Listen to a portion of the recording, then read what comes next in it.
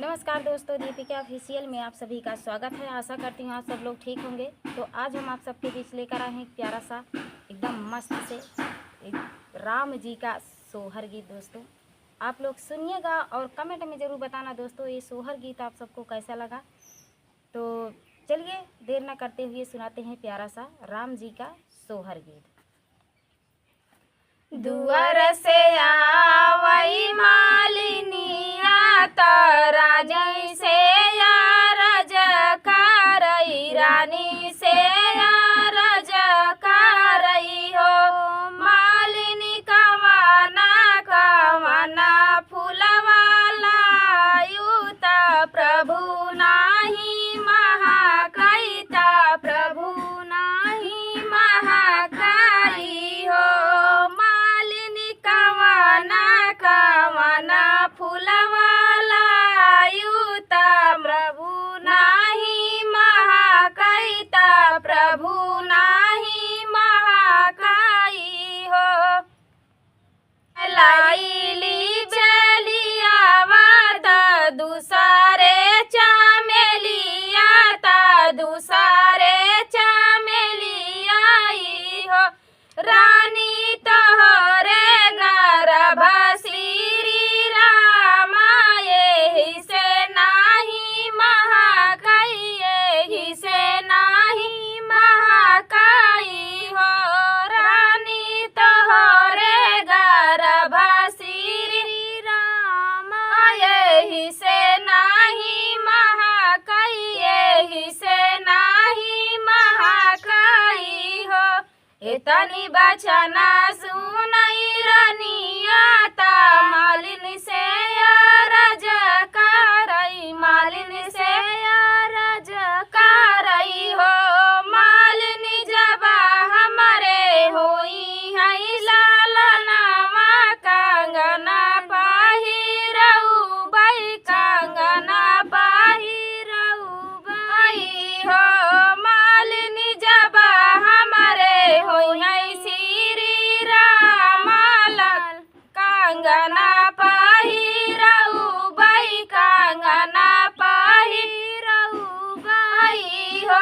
चैत महीना दी थी नवमी ता रामा जी जनमाली है रामा जी जनमाली है हो ललना वाधा में जना में श्री राम महल उठै सोहर महल उठै सोहर हो ललना वाधा में जन्मे श्री राम महल उठै सोहर महल उठै सोहर हो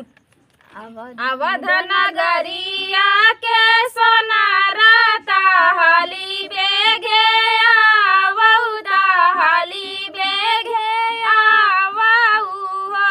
सोनारा गढ़ी देत्या सोने कई कंगनावा मालिनिया पहिरऊ बई मालिनिया पहिरऊ बई हो सोनारा गढ़ी देत्या सोने कई कंगनावा मालिनिया पहिरऊ बई मालिनिया पहिरऊ बई हो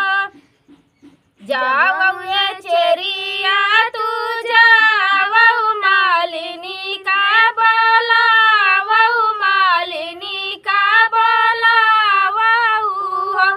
चेरिया मालिनी के लाला नासिर बदावा रामा जी जनमाली है रामा जी जनमाली है हो चरिया मालिनी कया हैया सिर बदावा रामा जी जनमाली है रामा जी जनमाली है हो चली गई चेरिया बोला वैता मालिनी का बोला वैता मालिनी का बोला माई हो बहिनी रानी कंगना वालूटा वही मालिनी का